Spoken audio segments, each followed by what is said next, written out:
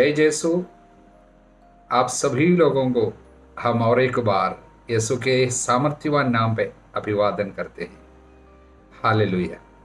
आज बाइबल तीर्थ यात्रा के 66वां दिन 66th डे गणना ग्रंथ के 14वां अध्याय और 15वां अध्याय पे हम आज है।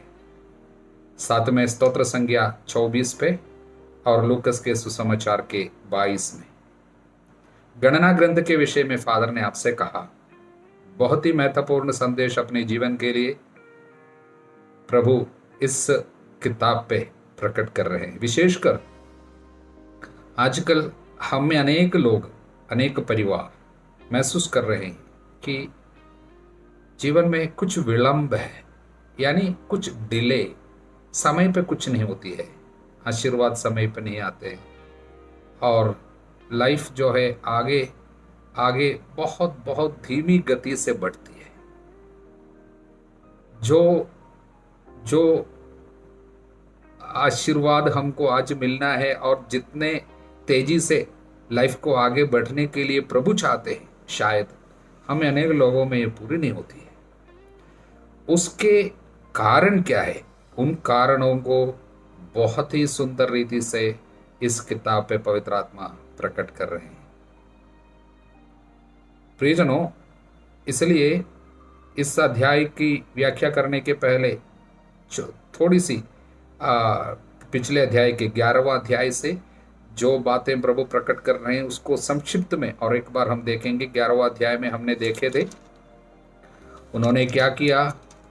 लोग अपने कष्टों के कारण प्रभु के विरुद्ध भुनभुनाने लगे। पहली बात, जीवन के दुख तकलीफों में भुनभुनाना, ये क्या है?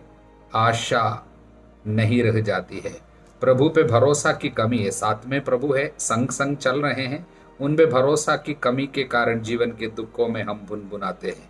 इसलिए पहली बात, भरोसे की कमी। इसलिए उस जगह का नाम क्या रखा? तबेरा। क्या हुआ था? आग ने उस जगह में तंबू के अनेक जगह को भस्म कर दिया था।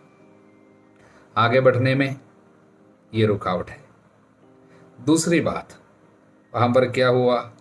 लोगों ने स्वादिष्ट भोजन के लिए लालायित हो उठे और विलाप करने लगे, हमको भोजन नहीं मिल रहे हैं ये बोलकर। और खाने के लिए प्रभु ने उनको मन्ना दिया था, ईश्वर का आशीर्वाद था, लेकिन ईश्वर के वरदानों को उन्होंने हल्का समझा, तुच्छ समझा। और इसने क्या बोला? यह मन्ना के सिवा हमें और कुछ दिखाई ही नहीं देता। इसका मतलब मन्ना जो आसमान से प्रभु ने स्वर्ग से गिराई भोजन है, विशेष स्वादिष्ट भोजन, उसकी उन्होंने निंदा की। इसलिए जब कोई प्यार से कुछ देता है, उसको कोई फेंक देता है, टुकरा देता है, नहीं चाहिए बोलता है, तब जिसने वो दिया तोहफा उसी की निंदा होती है, उसके प्रति प्यार की कमी है। इसलिए हम पर क्या है? प्यार की कमी प्रकट कर रहे हैं, लाइक ऑफ लव। इसलिए क्या हुआ? उस जगह का नाम बाद में क्या रखना पड़ा? किब्रोथाथावा। अनेक लोग मीट खा के वहां पर मर गए थे, बीमार होके। आगे बढ़ने में फिर से दिक्कत है, क्योंकि इन सारे लोगों को दफनाना पड़ा। इस तरह की बातें होती है। तीसरी बात क्या है? 12वां अध्याय में मूसा का विरोध करने के लिए कुछ लोग निकला। अधिकारी का विरोध। प्रभु जिनको अधिकार सौंपते हैं उनका विरोध करने से किस तरह की प्रॉब्लम आ जाती है। वो मिरियम कोढ़ से भर गई और उसके बाद प्रभु ने उनको चंगा किया, लेकिन 7 दिन पूरे सारे लोगों को वहां पर रुकना पड़ा इनके चंगे होने के लिए। आगे बढ़ने से रोकते हैं। क्या है? आज्ञाकारिता के खिलाफ लोग आते हैं, भुनभुनाते हैं, अधिकारी की निंदा करते हैं। और अगली बात है, अब हम 13वां अध्याय पे देखा प्रभु ने, तब हम लोग कहाँ पर पहुंचे? हम लोग देखे हैं किस तरह उन लोग वायदे किए हुए देश के, प्रोमिस्ड लैंड के करीब पहुंच गए। हालेलुया।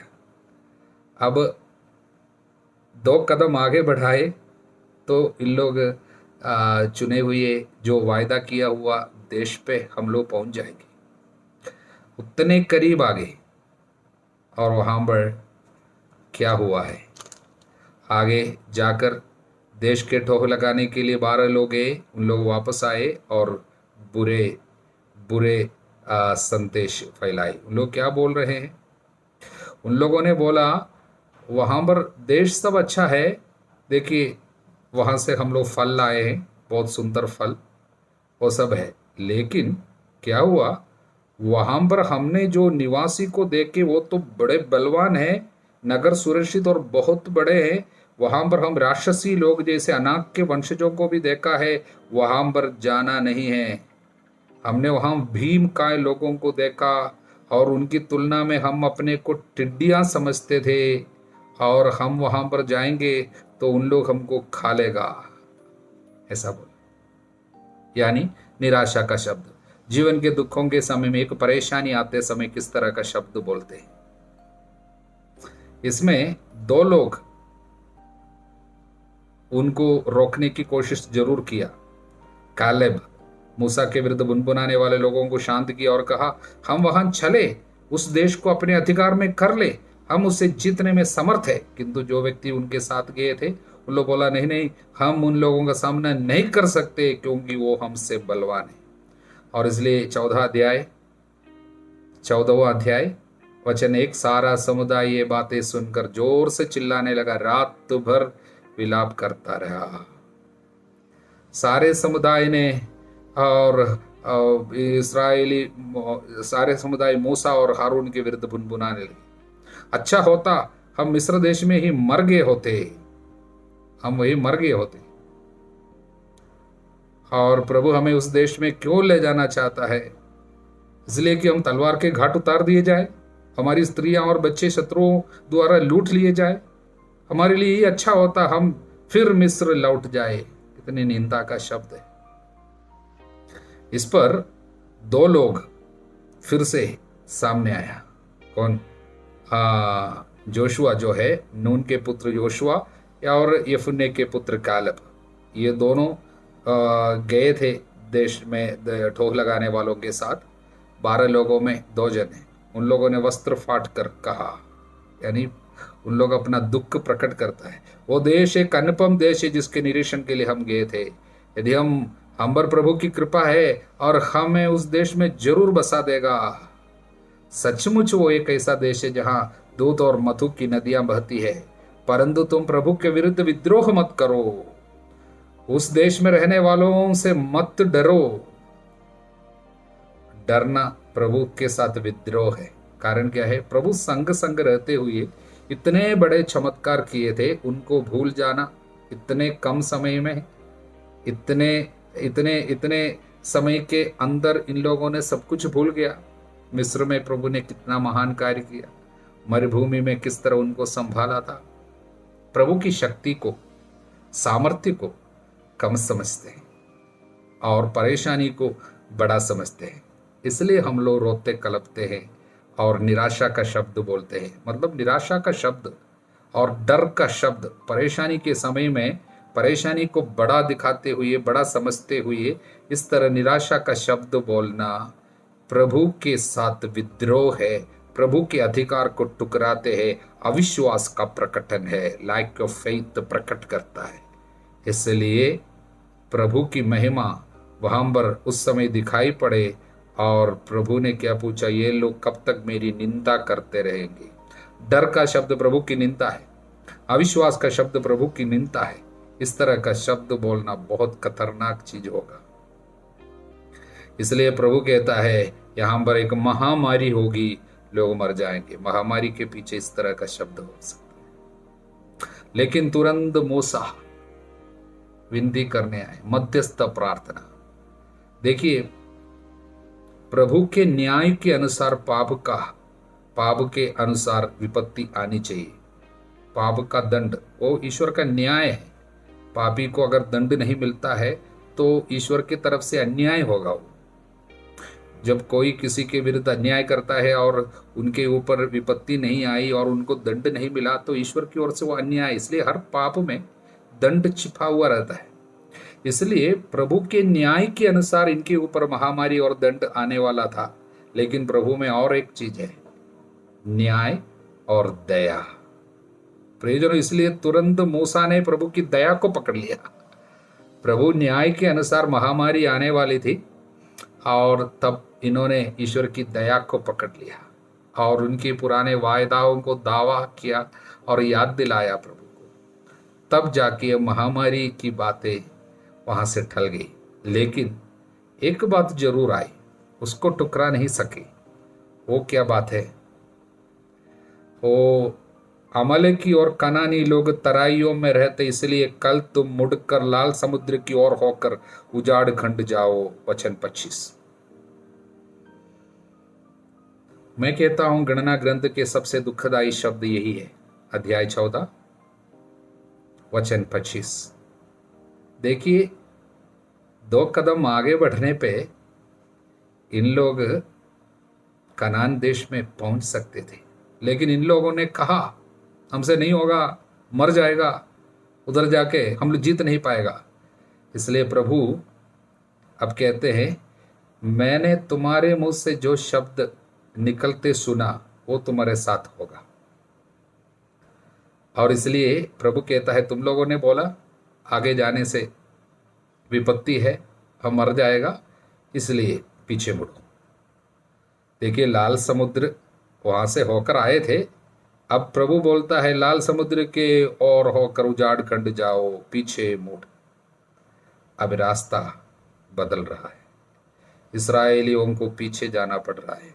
हम में अनेक लोगों को जीवन में पीछे मुड़ना क्यों पड़ रहा है? आगे बढ़ने के बजाय आज हासिल करने वाले जीत को अब इन लोग कब हासिल करेगा? 40 साल के बाद हासिल करेगा, 40 साल तक।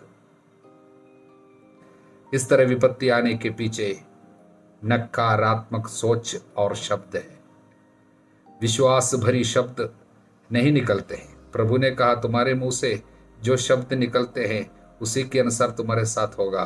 यीशु नहीं कहा। मनुष्य को अपने मुंह से निकले हर शब्द का लेखा देना पड़ेगा और तुम अपने शब्दों के अनुसार दोषी ठहराए जाओगे। इसलिए हम लोग 28वां वचन में पढ़ते हैं, प्रभु कहता अपने अस्तित्व की शपथ, मैंने तुम लोगों को जो बातें कहते सुना उन्हीं के अनुसार मैं तुम्हारे साथ व्यवहार करूंगा। मरुभूमि में तुम्हारे शव पड़े रहेंगे क्योंकि तुमने ऐसा बोला। और जितने लोगों के नाम जनगणना के समय लिखे गए थे और जिनकी आयु 20 के ऊपर है, उनमें एक भी उस देश में प्रवेश नहीं करेगा जहां मैंने हाथ उठाकर तुम्हें बसाने की शपथ की। लेकिन यफुन्ने का पुत्र कालब और नून का पुत्र योशुआ इसके एकमात्र अपवाद है। कारण क्या है? प्रभु कहता है मैंने इन पे एक दूसरे आत्मा को देखा, यानी इनका शब्द अच्छा था, इनके अंदर पवित्र आत्मा कार्य कर रहा था। बाकी लोगों में दुष्ट आत्मा, निराशा की आत्मा, डर की आत्मा कार्य कर रहा था। इसलिए इन लोगों ने कहा हम प्रभु के साथ सब कुछ करने में समर्थ है, बोला, इसलिए इन लोग आगे जाएगा। मतलब इन लोग प्रवेश करेंगे, बाकी कोई प्रवेश नहीं करेंगे। 40 साल में इन लोग सब वहां पर नष्ट हो जाएंगे, ये उजाड़ खंड में। और नए लोग जो यहाँ पर जन्म लेगा और 20 साल के कम उम्र के अभी जितने लोग हैं उन लोग केवल प्रवेश करेंगे। परंतु तुम्हारे शरीर इसी उजाड़ खंड में धराशायी हो जाएंगे। तुम्हारे पुत्र चरवाहे होकर 40 वर्ष तक इस उजाड़ खंड में मारे मारे फिरेंगे और इस प्रकार तुम्हारे विश्वासघात का फल तब तक भुगतेंगे जब तक तुम्हारे शरीर उजाड़ खंड में ढेर न हो जाए। माता पिता के पाप का फल अब बच्चों के ऊपर भी आएगा, उन लोग भी वह इसको सहते जाएंगे। ये 40 साल कहां से आए? तुम लोगों ने 40 दिन तक उस देश का निरीक्षण किया, 40 दिन के बाद वापस आया था ये देश में ढोल लगा के। इसके अनुसार तुम्हें 40 वर्ष तक अपने अपराधों का फल भुगतना पड़ेगा। तुम जान जाओगे मेरा विरोध करने का फल क्या होता है। मैं प्रभु ये कह चुका हूं। इसलिए प्रियजनों, इस्राएलियों में इतनी विपत्ति आई 40 साल तक। अब ये विपत्ति अभी भुगतते रहेंगे, नहीं तो अगले ही दिन आगे बढ़कर युद्ध को जीत सकता था। हमें अनेक परिवारों में यही विपत्ति आ रही है। प्रभु हम सभी लोगों को बचाए, विशेषकर इस तरह के शब्दों से, गलत शब्द, निराशा का शब्द, डर के शब्दों से। हालेलुया। अब हम स्तोत्र संख्या 24 पे आए हैं। इस स्तोत्र को हम 3 भाग में बांट सकते हैं समझने हेतु। पहला भाग प्रभु की महानता, पहला 2 वचन है उस पे, यानी पृथ्वी और जो कुछ उसमें है, संसार और उसके निवासी सब प्रभु का है, यानी प्रभु का अधिकार, ऑनरशिप, स्वामित्व सब कुछ के ऊपर। दूसरा भाग में वचन 3 से वचन 6 तक आते हैं। उस पे लिखा है, उस महान प्रभु के साथ एक व्यक्ति रिश्ता जोड़ सकते हैं, उसके लिए उनको क्या करनी चाहिए, किस तरह एक मनुष्य उस महान प्रभु की उपस्थिति पे रह सकते हैं, जा सकते हैं, पहुंच सकते हैं। उसके लिए मुख्य रूप से पवित्र आत्मा दिखाते हैं, जिनके हाथ निर्दोष है, हृदय निर्मल है, यानी हमारे करनी में पवित्रता, वो ये निर्दोष हाथ, हर कार्य में पवित्रता, और सोच विचारों में, हृदय में पवित्रता, इसलिए हृदय निर्मल। तो उद्देश्य पवित्र हो और कार्य भी पवित्र हो, वो मुख्य बात। और तीसरा भाग है इस स्तोत्र का, वचन 7 से, उस पर लिखा है, प्रभु के लिए, उस महान प्रभु के लिए अपने दिल को खोल देने से, दिल के दरवाजे को खोलने से प्रभु हमसे मिलने जरूर आएंगे। एक भरोसा दिला रहे हैं, फाटकों मेहराब ऊपर करो, प्राचीन द्वारों ऊंचे हो जाओ, महाप्रतापी राजा को प्रवेश करने दो। हल्लेलुया। पवित्र वचन की व्याख्या करने वाले लोग हमको बताते हैं, शायद ये स्तोत्र दाऊद ने उस समय गाया होगा जब पवित्र मंजूषा, ईश्वर की मंजूषा को पहली बार यरूशलेम में लाया गया था, जिसके विषय में हम लोग सामुएल के दूसरे पुस्तक में पढ़ेंगे। उस समय गाया होगा। और कुछ लोग बताते हैं यहूदी लोग अपने सिनागोग में और अपने आराधना की जगहों में हर सप्ताह के पहले दिन इस स्तोत्र को बराबर गाते थे। मंदिर की आराधना में और सिनागोग में बाद में इन लोग बराबर इस वचन को, यानी इस स्तोत्र को हर सप्ताह के प्रथम दिन गाते थे। यानी सप्ताह का प्रथम दिन हमारे लिए संडे है, तो सप्ताह के प्रथम दिन इस वचन को गाते थे। अब हमको इसमें छिपे हुए और बहुत अधिक अर्थ समझ में आते हैं। सप्ताह के प्रथम दिन यरूशलेम मंदिर में जब इन लोग, वहां के पुरोहित लोग ये वचन को, इस स्तोत्र को गा रहे थे, उस समय एक गधे के ऊपर प्रवेश किया प्रभु ने, एक गधे के ऊपर प्रभु प्रवेश किया था। एक संडे के दिन था, वो खजूर इतवार हम जो बोलते हैं, उस समय प्रभु ने यरूशलेम में प्रवेश किया था, महाप्रतापी राजा। इसलिए हम लोग खजूर इतवार को, इस वचन को गाते हैं। और दूसरा एक संदेश है, प्रभु के जी उठने के बाद जब उसका स्वर्गारोहण हुए हैं, जब स्वर्ग में चले गए, उस समय की एक संदेश, उस समय में जब प्रभु स्वर्ग चले गए, ये वचन उस पर पूरा हुआ। और तीसरी बात है, जब जब हम एक विश्वासी प्रभु के लिए दिल खोल देते हैं, आग्रह के साथ अपने जीवन को प्रभु के लिए समर्पित करते हैं, पछतावा करते हुए, और प्रभु को जीवन में पूर्ण रूप से स्वीकार करते हैं, अधिकार देते हैं, स्वामी के रूप में, मालिक के रूप में अधिकार देते हैं, तब ये वचन उस व्यक्ति पे पूरा हो जाते हैं। हालेलुया। लूकस के सुसमाचार के 22वां अध्याय में प्रभु के जीवन की अंतिम घड़ी पे हम लोग उनके साथ प्रवेश कर रहे हैं, विशेषकर पास्का की तैयारी, पास्का भोज, परम प्रसाद की स्थापना, यूदस के विश्वासघात का संकेत। लेकिन हैरान करने वाली बात यह है, तब भी शिष्य लोग ये कहते हुए वाद विवाद कर रहे हैं कि हम में कौन बड़ा कौन छोटा। प्रियजनों, यीशु के संग संग रहने के बाद भी उनके संग उनसे वचन सुनने के बावजूद और कई बार प्रभु ने दुख भोग की बातें बताई, उसके बावजूद इन लोग समझ नहीं पा रहे। क्रूस का संदेश अभी तक उनके दिमाग पे नहीं घुस पा रहे। अभी भी दुनिया की दृष्टि पे और दुनिया के रीति रिवाज के अनुसार अभी भी वो चल रहे। प्रभु फिर से इनको समझाने की कोशिश किया कि तुम्हें जो बड़ा है सबसे छोटा जैसे बने।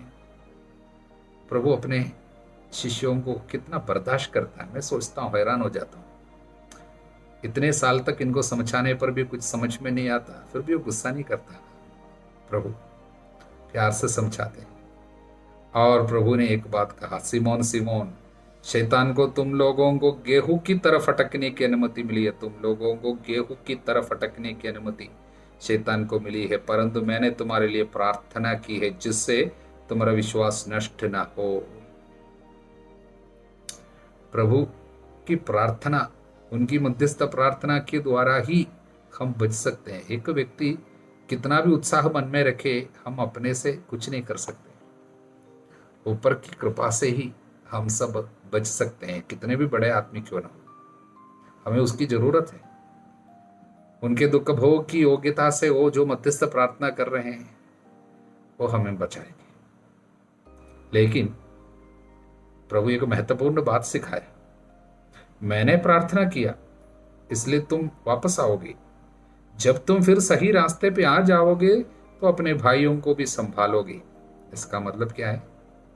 मैंने जिस तरह तुमको संभाला उसी तरह तुम्हें संभालना। मतलब मैंने तुम्हारे लिए हाथ फैलाया, मैंने तुम्हारे लिए मध्यस्थ प्रार्थना की, तुमको इसी तरह अपने भाई बहनों को संभालना होगा। कलीसिया पे प्रभु ने जो सबसे पहला उत्तरदायित्व छोड़ा है वो है मध्यस्थ प्रार्थना का उत्तरदायित्व। देखिए, पेत्रुस कलीसिया में अधिकारी के रूप में, पहला पापा के रूप में अब अधिकार ले लेगा, वापस आएगा, सही रास्ते पे आएगा। तो कलीसिया को सौंपे पहला उत्तरदायित्व है, जिस तरह मैंने संभाला अपने लोगों को संभालना प्रार्थना के द्वारा। इसलिए मध्यस्थ प्रार्थना की विशेष जरूरत है। हम सभी लोगों को बहुत ही महत्वपूर्ण रीति से इनको अपने ऊपर ले लेनी चाहिए। हालेलुया। और आगे प्रभु कहता है, जब मैंने तुम्हें थैली, झोली और जूतों के बिना भेजा था तो क्या तुम्हें किसी बात की कमी हुई? किसी बात की नहीं। इस पर ईसा ने कहा, परंतु अब जिसके पास थैली है वह उसे ले ले, अपनी झोली भी। जिसके पास नहीं है वो अपना कपड़ा बेचकर तलवार भी खरीद ले। क्योंकि मैं तुमसे कहता हूँ, धर्म ग्रंथ का एक कथन मुझ में अवश्य पूरा होगा। उसकी गिनती को कर्मियों में हुई। जो कुछ मेरे विषय में लिखा है वो पूरा होने को है। मतलब क्या है? पहले जैसा अब शांति का समय नहीं होगा तुम्हारे लिए। जब पहले मैंने तुम्हें भेजा, लोग तुम्हारा स्वागत कर रहे थे और तुम लोगों को चंगा किया, सभी लोग तुम्हारा आदर कर रहे थे और तुमको हर घर घर में भोजन की व्यवस्था थी। अब ऐसा नहीं होगा। मतलब अब तिरस्कार का समय होगा। पहले शांति का समय था, इसलिए बहुत आनंदित होकर लौटे थे। शैतान सब भागता है, लोग सब हमारा स्वागत करता है, बहुत अच्छा लगा। अब ऐसा नहीं होगा। अब समय कठिन होगा, लोग तिरस्कार करेंगे, तुमको सहना पड़ेगा। इसलिए प्रभु कहता है, पहले जैसा अब नहीं है, अब तैयारी और करनी है। आप पहले जैसा खाना तुमको घरों में मिलेगा सोचना नहीं है। इसलिए कुछ भोजन की व्यवस्था भी करके जाना। लोग फ्री में, मुफ्त में तुमको लेकर चलेगा सोचना नहीं। इसलिए कुछ पैसा भी रास्ते के लिए रखना और तलवार ले लेना। इसका मतलब क्या है? इन लोगों ने सोचा कि सच में प्रभु तलवार की बातें कह रहे हैं कि बचने के हेतु हमको तलवार की जरूरत होगा। इसलिए पर उन्होंने कहा, प्रभु देखिए यहाँ 2 तलवार है। परंतु ईसा ने कहा, बस बस। इसका मतलब क्या है? प्रभु कहता है, ओके 2 तलवार ठीक है। बाद में तलवार इस्तेमाल करते समय प्रभु ने पेतरुस को डांटा था। तलवार जो उठाएगा तलवार से मरेगा, इसका मतलब प्रभु ने वो तलवार उठाने की बात नहीं बताई। तो यहां पर तलवार खरीद कर रखना, प्रभु आध्यात्मिक अस्त्र शस्त्र ग्रहण करने की बातें कह रहे हैं। मुख्य बात यही है, प्रभु को ये अस्त्र शस्त्र को धारण करते हम देखते हैं। वो आदत के अनुसार जैतून पहाड़ गए, प्रार्थना करते थे। प्रार्थना एक तलवार है और ईश्वर का वचन रूपी तलवार है। इसलिए प्रार्थना और वचन के द्वारा अपने को तैयार करना जरूरी है आने वाले दिनों के लिए, भावी संकट के लिए। प्रभु इनको सचेत कर रहा था, लेकिन तब भी इन लोग नहीं समझा। तब भी उन लोग तलवार आकर दिखाता है, ये काफी है बोलता है। तब प्रभु बस इसका मतलब क्या है पूर्ण समझ इनको, ये जो गहराई में अर्थ पवित्र आत्मा ही आपको समझाएगा, ये बोलते हुए प्रभु फिर उनको आगे समझाने की कोशिश नहीं करता है। प्रियजनों, इस अध्याय में फिर हम यीशु की गिरफ्तारी और पेत्रुस का स्वीकरण के बारे में हम देखते हैं। और इसमें हम देखते हैं पेत्रुस कुछ दूरी पर उनके पीछे पीछे चला। इसलिए क्या हो गया, जो लोग दूरी से प्रभु के पीछे पीछे चलने वाले कुछ लोग हैं, अभी प्रभु लोगों को पास बुलाता है, मेरे पास आओ, लेकिन कुछ लोग पास आना नहीं चाहता, दूरी दूरी से। कभी थोड़ी सी प्रार्थना करेंगे, गिरजा जाने पर भी थोड़ा दूर पर खड़ा होंगे, और पाप स्वीकार वगैरह साल में कभी एक आध बार कर लेता है, दूरी से, ज्यादा पास जाना अच्छा नहीं। नशा वगैरह छोड़ेगा नहीं, लेकिन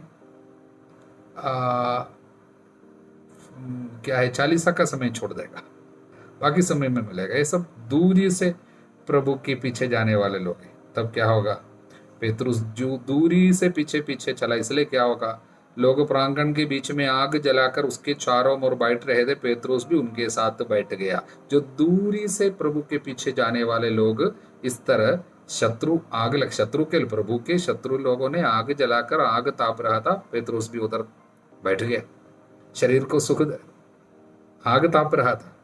अपने प्रभु के शत्रु के द्वारा जो आग प्रज्वलित किया गया है, उस आग में शरीर को सुख दे रहा है। इसका मतलब वहां बैठ गया, धीरे धीरे पहले चल रहा था दूरी दूरी से, ऐसे लोग सब मौका पाने पर बैठ जाएगा। और उसके बाद प्रभु का अस्वीकरण, वो प्रभु को त्याग देता है और प्रभु को अस्वीकार उनको करना पड़ा। इस तरह दूरी दूरी से जो चलेगा, उन लोग सब जब शत्रु की दिए हुए सुख सुविधाओं में बैठ जाएगा, उसके बाद प्रभु की निंदा करेगा, अस्वीकार करेगा। प्रियजनों, प्रभु का वचन दिल में रखते हुए उनके संग संग हम चले। प्रभु की कृपा आप सभी लोगों के साथ बनी रहे, अब सदा सर्वदा अनंत काल तक। आमीन।